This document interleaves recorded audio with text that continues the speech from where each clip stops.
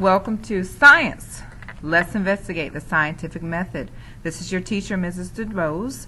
At this time, I need you to get out a sheet of paper, as throughout this presentation you will have a few questions to answer and turn in tomorrow for homework credit.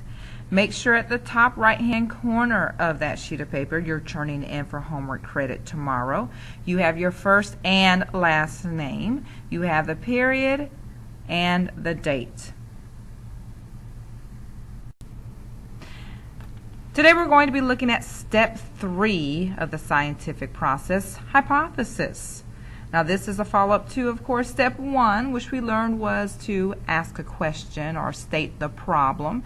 And step 2, which is to, you can fill in the blank for me, research.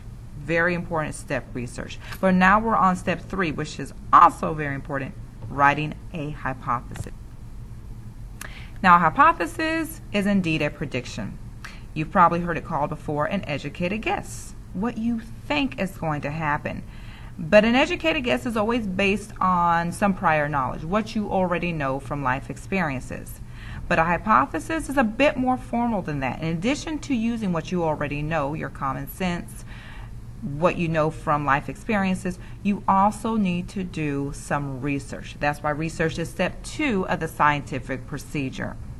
Alright, so let's look at the example. If a dog is fed a nutritious diet, then its growth will increase. Now, we know from life experiences, just from information we've learned over the years, that indeed if a human, a dog, any living organism eats nutritiously, then chances are it will grow stronger, larger, all of those type of things. But indeed, if we're going to make an intelligent hypothesis, as we say in class, if we're going to make an intelligent, educated guess, we would want to back up what we already know with some research. That means some information that other experts have already found out about this, just to make sure we have a strong hypothesis that may indeed prove to be true. A hypothesis should be able to be tested, meaning that you can measure both what is being done, that's what you do as the scientist, and also the outcome. They both should be measurable. Those are really called the variables, and to be honest, we're going to learn more about variables later on. What you do as the scientist is called the independent variable, and what is the outcome? You measure that once again. It's called the dependent variable. So let's look at the example. If the amount of sugar a child consumes increases, then the child will become more active. So when we're doing the actual experiment, we'll have to give precise amounts. We're going to give the child, for example, 10 tablespoons full of sugar. And we expect them as the outcome maybe to be able to run 10 laps around a track. A measurable amount of sugar, so what is being done, that's the independent variable, that's what you're doing as a scientist, and also a measurable outcome, what we're looking to see. That is called the dependent variable. A hypothesis is written as an if-then statement. In the past, you might have written simply, I predict that, what you see on top of your screen, or I think that. Very good if you've used if-then statements in the past. But now we are definitely asking in science that you use an if-then statement. So let's look at the example in the corner. If students are paid for getting to class on time, then tardiness will decrease. And look at that again, because the if statement, what the scientist is controlling, I guess they have a lot of money. If students are paid for getting to class on time, that's measurable. Then tardiness will decrease. Once again, we count how many students are tardy to class each day. It's a measurable outcome.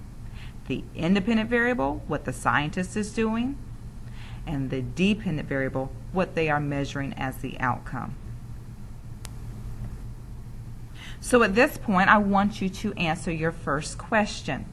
So on that sheet of paper, I want you to write number 1 in the left-hand margin. Of course, I already know you have your first and last name on this piece of paper, as well as the period that you have my class and the date. I want you to go ahead and answer this question.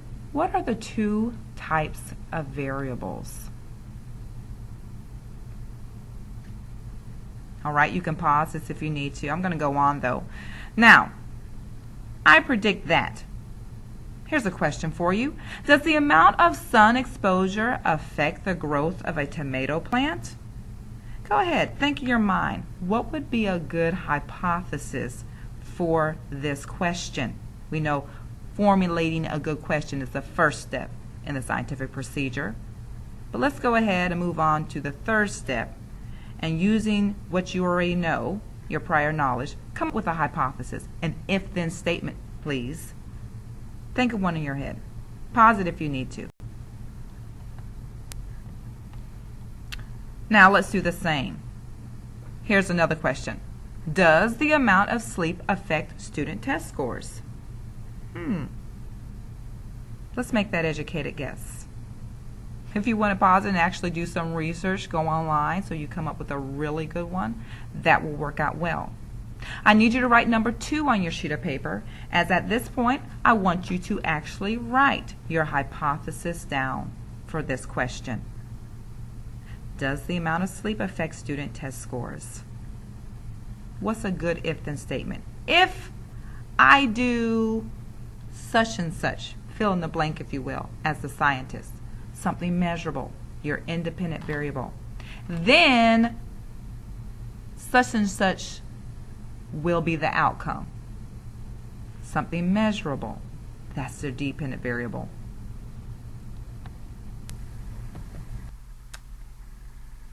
All right, now this slide is going to go along with your third question that you need to answer for your homework. I want you to look at these two students, and I want you to come up with a question they might be trying to answer. Now use your imagination, as all scientists do, and be creative, because the point is there's several different questions you could come up with that could be correct.